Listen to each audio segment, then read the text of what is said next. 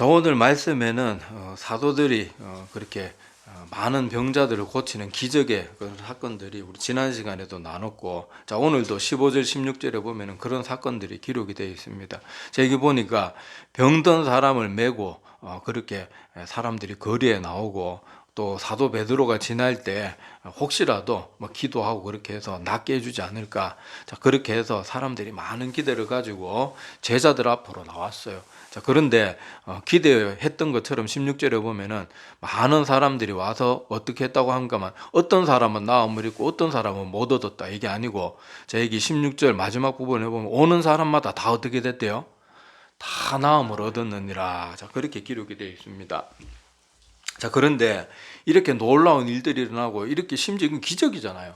그때 당시 무슨 의학이 발달한 시대도 아니고, 이렇게 하나님 앞에 나오는, 그러니까 사도들 앞에 나와서 기도라도 받으려고 나왔던 사람들이 이렇게 사도들이 기도를 받거나 하여튼 이렇게 하면서 하나같이 다 나음을 얻는 이 사건을 보면은, 야, 정말 하나님의 능력이 나타나는가 보다 두려워해야 되는데, 제가 오늘 17절과 18절을 보면 대제사장과 또 그와 함께 있는 사람, 즉 사두개인의 당파가 오히려 이걸 하나님이 하는 일로 두려워하진 않고 어떻게 했다고 나옵니까? 마음에 시기가 가득했대요. 시기가. 그러고는 18절에 또 어떻게 했어요? 사도들을 잡아다가 옥은 누가 들어가는 겁니까? 법을 어기고 죄를 지은 사람이 옥에 들어가는 거지. 아무 죄 없는데 여긴 뭐 사도들이 죄는커녕 이거 병든 사람 고쳐줬는데 옥에 왜 가두냐고요. 자, 그런데 그 이유가 17절에 보면 이 대제사장과 그와 함께 있는 사두개인의 당파가 다 마음에 시기가 가득하게 일어나가지고 이런 일들을 했다고 합니다. 자, 사두개인들 제가 몇 번 설명을 드린 적이 있지만은, 제가 이렇게 사역을 해보니까 사람들한테 여러 번 설명해도 매번 잘 모르더라고, 기억을 못 하더라고요. 그래서 다시 한번 간단하게 설명을 드리자 그러면, 사두개인들은 그냥 쉽게 생각하자 그러면 제사장들 일족입니다. 제사장들 혈통인데, 자, 이 사두개인이라는 이름은 어디서 따왔는가 하면은, 여러분 알다시피 다윗, 우리 구약 성경에 보면 다윗 시대의 제사장이 누구였어요? 사독이라는 제사장이 있었습니다. 근데 사독은 굉장히 신실한 제사장이었어요. 그래서 여러분 알다시피 다윗 왕 때 섬겼던 제사장인데, 다윗의 인생에 어려운 일들이 많았잖아요. 심지어 그렇게 목숨이 왔다 갔다 했던 그런 힘든 일들이 압살롬의 반역 때도 있었고, 또 아도니아도 다윗의 말년에 반역을 하게 됩니다. 자, 그런데 여러분 알다시피 다윗을 그렇게 반역하고 일어나고, 특히 압살롬이 일어났을 때는 마치 곧 이 왕권이 압살롬이 차지할 거라고 거의 뭐 기정사실처럼 되었을 정도로 그리고 다윗은 뭐 제대로 뭐 옷도 못 갖춰 입고 도망갈 정도로 거의 뭐 이렇게 정권이 넘어오다시피 하는 그런 긴박한 상황이었음에도 불구하고 사독은 누구를 따랐는가 하면 다윗 왕을 따랐습니다. 왜냐하면 다윗은 누가 세웠어요? 하나님이 세우신 왕이니까. 여러분 알다시피 반역죄는 그때 당시에 어떻게 취급했어요? 무조건 사형이에요. 사형도 그냥 곱게 안 죽이고 가족들하고 그냥 막, 우리나라도 알잖아요. 우리나라 반역죄 저지르면 그냥 뭐 친척 8촌 뭐 사돈까지 다 잡아 죽이잖아요. 그리고 심지어 당사자들은 막 능지처참하고 가장 잔인하게 죽이고 가장 심한 형벌을 내리는 게 반역죄인데, 사독은 이런 일들, 다윗의 그 왕 때 여러 가지 힘든 일이 있을 때도 항상 자기의 목숨을 돌보지 않고 하나님의 뜻을 따라서 섬겼던 훌륭한 제사장입니다. 그래서 이스라엘 백성들에게 사독 제사장은 훌륭한 제사장의 모범이 되는 그런 사람이었어요. 그래서 사두개인들은 자랑스럽게 자기들의 이름도 사두개인, 우리는 사독 제사장의 후예들이다. 그래서 사두개인이라는 이름을 씁니다. 자, 그래서 자기들은 사독의 후예니까 다 혈통으로 누구예요? 제사장 일족이에요. 제사장의 피를 받은 사람들인데, 이 사두개인들은, 그러니까 여기 보면 보세요. 대제사장과 그와 함께 있는 사람, 즉 사두개인의 당파, 이렇게 표현이 되어 있잖아요. 그러니까 대제사장이든 사두개인 다 이 사람들이 다 뭐 한 혈육이고 그렇단 말이에요. 다 먼 친척이고 뭐 다 이런 식이란 말이에요. 자, 그래서 이런 사두개인이 사독 제사장의 그 뜻을 기리기 위해서 좋은 뜻으로 그렇게 자기들의 이름을 지었지만은, 세월이 흘러가면서, 자, 이들은 제사장의 그 계층이니까 이스라엘 사회에서는 어떤 위치에 있겠어요? 다스리고 지도하는 위치에 있었단 말이에요. 그러니까 귀족의 계층의 위치를 누렸고, 여러분 알다시피 우리 복음서 보면 아시겠지만은 이제 세월이 점점 흐르면서 성전이 점점 세속화되어 갑니다. 그리고 이권들이 개입하기 시작해가지고, 예수님 때도 예수님께서 그 예루살렘 성전에 오셨을 때 어쨌든 사람들이 뭐 하고 있었습니까? 뭐 거기서 비둘기 팔고 돈 바꾸는 환전상이 하나님의 성전 안에 들어와 있는 거예요. 성전 바깥도 아니고 성전 안에서 그 짓을 하고 있는 거예요. 그러니까 여러분, 그게 대제사장의 허락이 없이 그런 일들이 있을 수 있겠냐고요. 성전은 누가 관리했습니까? 제사장들이 관리했잖아요. 그러면 결국 그건 뭘 뜻하겠어요? 돈을 받고 그런 모든 이권들을 개입시켰다는 거예요. 그리고 여러분 알다시피 제가 전에 또 설명드렸지만은 원래 대제사장은 한 명밖에 없습니다. 이 대제사장이 죽으면 그 제사장의 위치를 누가 물려받아요? 그 아들이, 맏아들이 물려받습니다. 그러니까 대제사장은 항상 한 명이어야 되는데, 제가 복음서 전에 설명드릴 때, 복음서 시작할 때 배경 설명 잠깐 드렸지만은, 그 요세푸스라는 역사가의 역사의 기록에 의하면은 유대인 역사학자인데 그 사람의 기록을 보면 예수님 당시에 대제사장만 200여 명 가까이 있었대요. 말이 됩니까? 20명도 아니고 한 명만 있어야 되는 대제사장이. 그러니까 다 그게 뭐예요? 돈 주고 사고 팔고 그냥 막 싫은 소리 하고 목소리 높이면 그냥 다 대제사장 다 주는 거예요. 그러니까 이때 당시 이 사두개인들이 원래 자기들의 이름에 그 사독 제사장의 그 정신은 다 잊어버리고 돈에 물들고 귀족계층에 누리는 거에 물들고 이래서 제사장으로서의 그런 자존심이나 뭐 자존감이나 이런 건 다 뭐 별로 관심도 없고, 잘 먹고 잘 사는 거, 현세에서 누리는 거, 이런 것밖에 관심이 없는 거예요. 사두개인들은 여러분 복음서 보시면 아시겠지만은 이 사람들은 영생을 믿습니까? 안 믿습니까? 안 믿어요. 천사 성경에 분명히 기록되어 있는데 안 믿어요. 내세 같은 거 안 믿어요. 근데 웃긴 게 안 믿으면서 하나님 뭐하러 섬기는지 모르겠어요. 그리고 예수님한테도 그 말하자면 7 형제 맏형이 결혼하고 아기를 못 낳고 죽었는데 형수가 둘째도 그래서 죽고 셋째도 이렇게 말도 안 되는 그 예화로 예수님 그래 공격하는 장면들 나오잖아요. 그 사람들이 그런 주장하는 이유가, 자, 이 사람들은 어렸을 때 태어나면서부터 제사장 교육을 받고 모세오경을 달달 외우도록 교육을 한평생을 받으면서 자란 사람들이란 말이에요. 그런데 보세요. 영생도 안 믿고 내세도 안 믿고 천사도 안 믿고요. 이 사람들은 성경도 모세오경밖에 안 믿어요. 선지자들의 그 구약의 선지자들의 그 선지했던 미리 알려줬던 내용들이 다 성취가 되었습니까? 안 되었습니까? 다 성취되었잖아요. 그런데도 모세오경만 받아들이고 우리는 모세오경만 믿어. 우리 선지서들 그런 거 믿지도 않아. 이런 식으로 평생 하나님의 말씀에 대한 교육을 받으면서도 자기들이 믿고 싶은 것은 믿고 믿기 싫은 건 안 믿고, 받아들이고 싶은 건 받아들이고 받아들이기 싫은 건 안 받아들이고, 이렇게 살았어요. 그러니까 이 사람들의 모든 관심은 항상 이 땅에서 잘 먹고 잘 사는 것밖에 관심이 없어가지고, 또 정치적으로도 어떤 성향을 띠고 있는가 하면 로마 제국에 협조하는 그런 성향을 가지고 있었어요.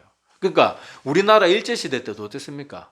우리 유관순 열사나 아니면은 윤봉건 의사 이런 사람들, 백성들은 그렇게 목숨 걸고 독립을 위해서 투쟁하는데, 우리나라 잘 먹고 잘 사는 사람들은 다 뭐였어요? 일본에 있는 그런 권력자들 밑에 가서 총독부 가서 비비고 친일파라 그러잖아요. 친일파. 이 예수님 시대 때 유대인들도 똑같았어요. 돈 있고 귀족이 있는 귀족계층들은 어차피 나라는 망했으니까 우리는 이제 이 땅에서 이 권력에 순응하면서 잘 먹고 잘 살면 된다. 그래서 로마에게 가서 아부떠는 그런 성향을 가지고 있었으니까, 백성들이 이 사람들이 어쩔 수 없이 대제사장이라는 그런 혈통 때문에 어쩔 수 없이 말은 듣고 이렇게 위치적으로는 그런 굽신거리는 위치에 있었지만 마음으로는 사두개인들이나 제사장을 거의 존경하지 않았습니다. 오히려 이 이스라엘 백성들은 누구를 존경했어요?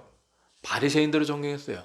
바리새인들은 제가 말씀드렸지만 바리새인들 어떤 혈통이 아니고 하나님 앞에 경건주의 운동의 분파예요. 그 모임이에요, 모임. 하나님을 정말로 우리 철저하게 믿어야 되겠다. 그래서 바리새인들이 지키는 그 법도가 얼마나 많았습니까? 그걸 다 지킬 수 있는 그런 열심히 있는 사람들의 모임이기 때문에 바리새인들 중에는 제사장도 있을 수 있고 일반 평민도 있을 수 있고 귀족도 있을 수 있고 가난한 사람도 있을 수 있고 누구든지 있을 수가 있는데, 바리새인들은 다 하나님의 말씀을 있는 그대로 다 받아들이고 내세도 믿고 영생도 믿고 천사도 믿고 선지서의 모든 말씀도 다 믿고 다 믿었어요. 그리고 그들이 하나님의 말씀을 철저하게 지키기 위해서 얼마나 노력했습니까? 그럼 우리 잘 알고 있잖아요. 그리고 바리새인들은 또 로마가 자기들을 지배하는 것에 대해서 굉장히 못마땅하게 여겼습니다. 하나님의 편민인 우리가 저는 이방인들이 지배를 받아서야 되겠나, 그런 사상을 가지고 있었으니까 백성들은 누구를 존경했을까요? 사두개인들은 멸시를 하고, 마음속은, 겉으로는 그렇게 못하지만 마음속으로는 멸시를 하고 바리새인들은 존경을 받았습니다. 그래서 여러분, 사내들인 공의에 제가 뭐 말씀드렸지만은 사내들인 공의회는 꼭 로마 시대 때 원로원처럼 유대 사회를 지배하는 그런 모든 우리나라로 말하면 국회의원의 의원들 모임처럼 뭐 대통령 이런 건 없으니까 그 시대, 자, 그런 나라를 지배하는 권력을 행사하는 그런 모임이란 말이에요. 사내들인 공의회. 그게 상당수가 대부분 사두개인이었고 바리새인들, 아까 제가 말한 것처럼 평민 출신도 많고 가난한 사람들도 있고 이랬기 때문에 수적으로는 별로 많지가 않았어요. 그럼에도 불구하고 사내들인 공의회에서 바리새인들, 그 몇 명 되지 않는 바리새인이었지만은 바리새인들이 발언할 때는 사두개인들이 못마땅하게 또 들어주는 경우가 많았습니다. 왜 그랬을까요? 백성들이 지지를 힘입고 있으니까. 만약에 사두개인들이 바리새인의 발언이 올바른 말을 했는데 멸시했다, 그러면 여러분 알잖아요. 유대인들이 좀 거칠거든요. 막 그냥 들고 일어나는 거예요. 그러니까 바리새인들은 사내들인 공회에서 수가 많지 않더라도 목소리를 내고 힘과 영향력을 행사할 수 있었던 거예요. 자, 하여튼 이런 배경을 우리가 알고 있으면은, 자, 지금 사두개인들이 이렇게 시기 질투가 가득했던 이유가 뭔가 하면, 이 사람들이 다 주님의 제자들을 멸시했잖아요. 특히 베드로는 어디 출신입니까? 저 갈릴리 시골뜨기 출신이란 말이에요. 시골뜨기.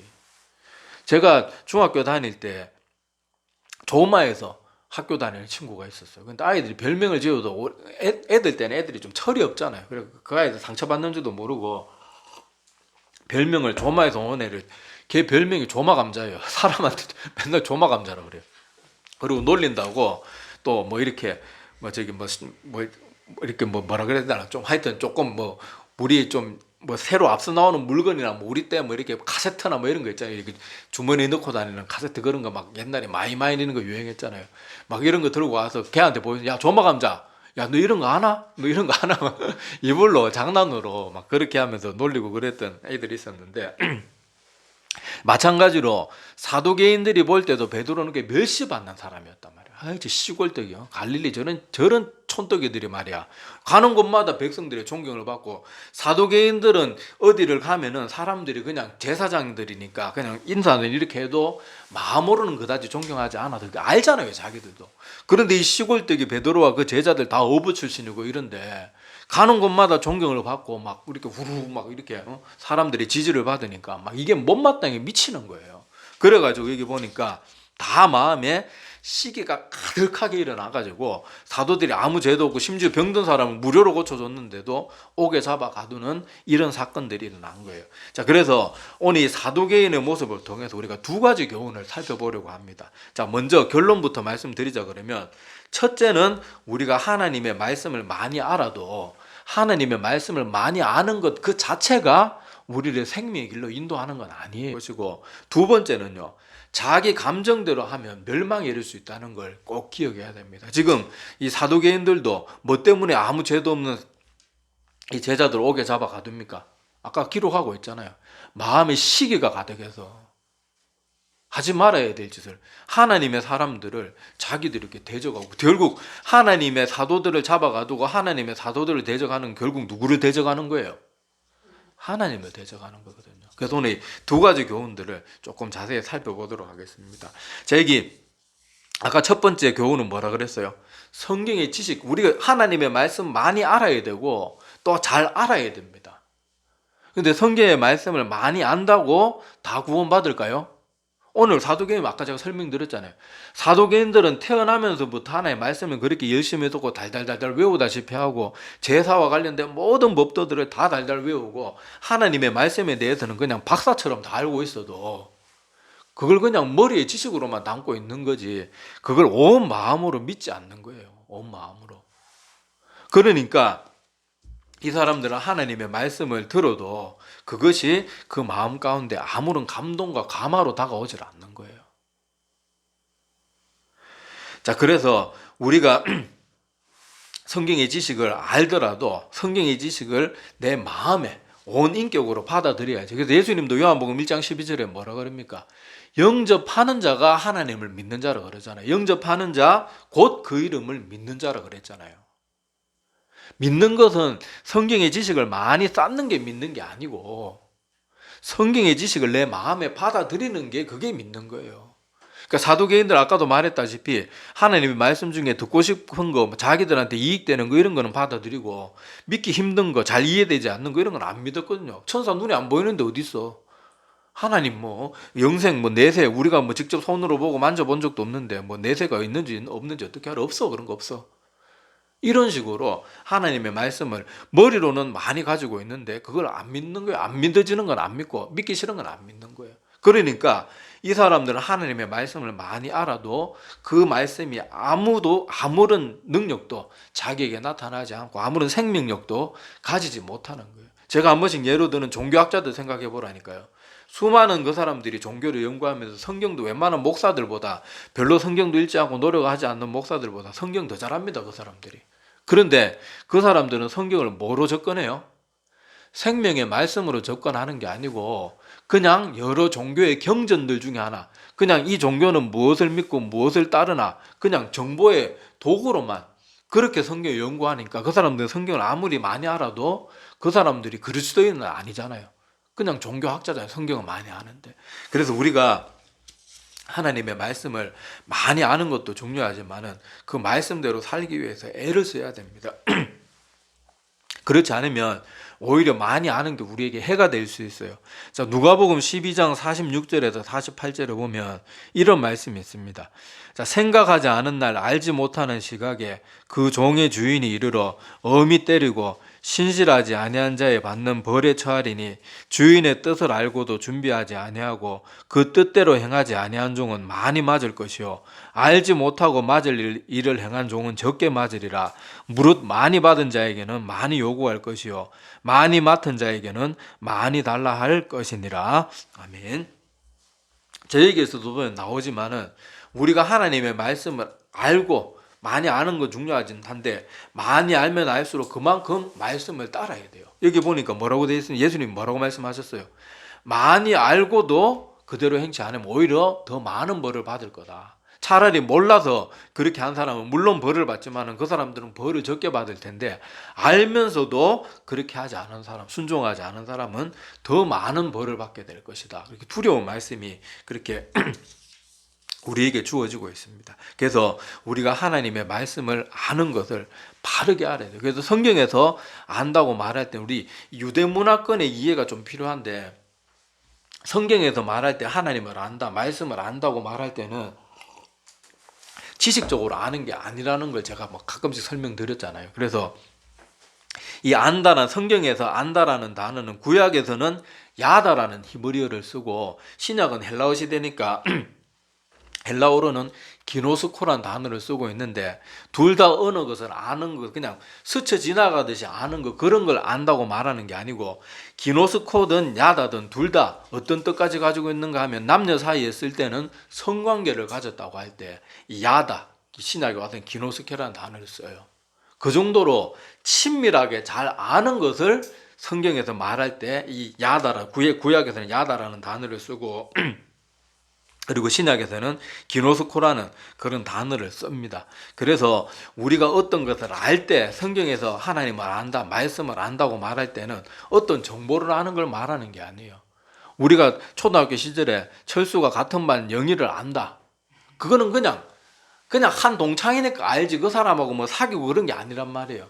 그런데 만약에 철수와 영희가 결혼을 하고 한평생을 함께하고 잠자리까지 같이 하면 부부가 되었다. 그러면 어떤 단어를 써요?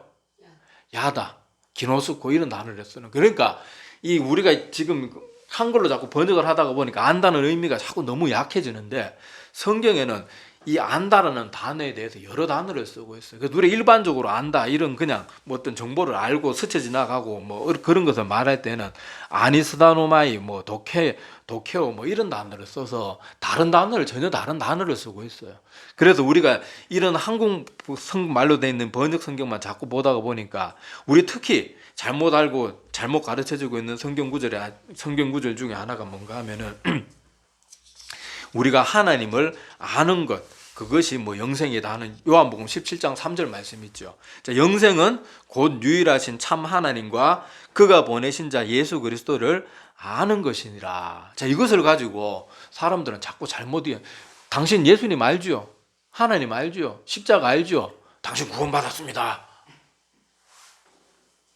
전에도 또 어떤 사람은 다 주여 따라해 보세요. 주여 부르면 요 주여 여러분 주여 했으니까 다 구원받았습니다. 그게 맞는 말이에요? 아니에요. 여기서 하나님과 예수 그리스도를 영생은 예수 그리스도 하나님과 그 보내신 자 예수를 안다고 말할 때는 기노스코와 야다라는 단어를 쓰고 있거든요. 그냥 어떤 정보로 아는 걸 말하는 게 아니라 네가 예수님 아냐? 그러면 예수님을 닮기 위해서 얼마나 살고 있느냐? 그런 것이 야다 성경에서 말하는 알다인데 나 하나님 알아. 길 가던 사람도 심지어 교회 안 다니는 사람도 예수님에 대해서 아는 사람이 있고 하나님에 대해서 알고 십자가가 어떤 의미인지 알고 있는 사람들인데 그 사람들이 구원 받습니까? 구원과 상관없단 말이에요. 그런데도 한국교회 강단에서 이런 식으로 가르쳐요. 알지요? 알지요 여러분 다 구원받았습니다. 다 구원받았습니다. 아니에요. 여기서 알다라는 단어는 그런 뜻이 아닙니다.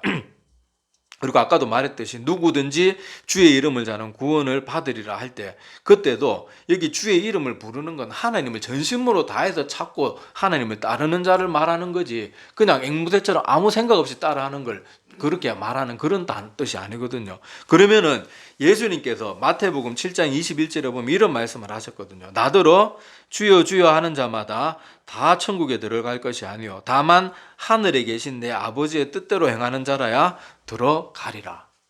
다른 분도 아니고 하나님이신 예수님이 직접 이렇게 말씀하셨단 말이에요. 근데 그런 목회자들은 이런 말씀을 안 가르쳐요. 자기들이 여기 뭐 아까 요한복음 17장 3절이나 뭐 주의 이름을 부르는 자는 구원을 받으리라 요런 말 할 때는 그 사람들의 주장이 뭔가 하면 성경은 적힌 그대로 믿어야 됩니다. 적힌 그대로 문자 그대로 믿어야 됩니다. 근데 문자도 앞뒤 문맥을 따라서 그걸 알고 해야지 문자 그대로 믿어야 된다 그러면서 아까 제가 읽어드렸던 마태복음 7장 21절은 그럼 어떻게 받아들일 거냐고요. 분명히 예수님이 주의 이름을 부르는 자는 구원 받으리라 그랬는데 마태복음 7장 21절에는 나더러 주여 주여 하는 자마다 다 하나님 나라에 들어갈 것이 아니다. 하나님이신 예수님이 그렇게 말했는데 문자도 앞뒤 내용을 알고 받아들여야 된단 말이에요. 제가 전에 배에 대해서 설명했잖아요. 배란 배 그냥 한글로 배 딱 써놓고 이 단어가 뭔지 우리는 모릅니다. 이 사람의 육신에 가지고 있는 이 배를 말하는지 먹는 배를 말하는지 저 바닷가에 떠다니는 배를 말하는지 몰라요.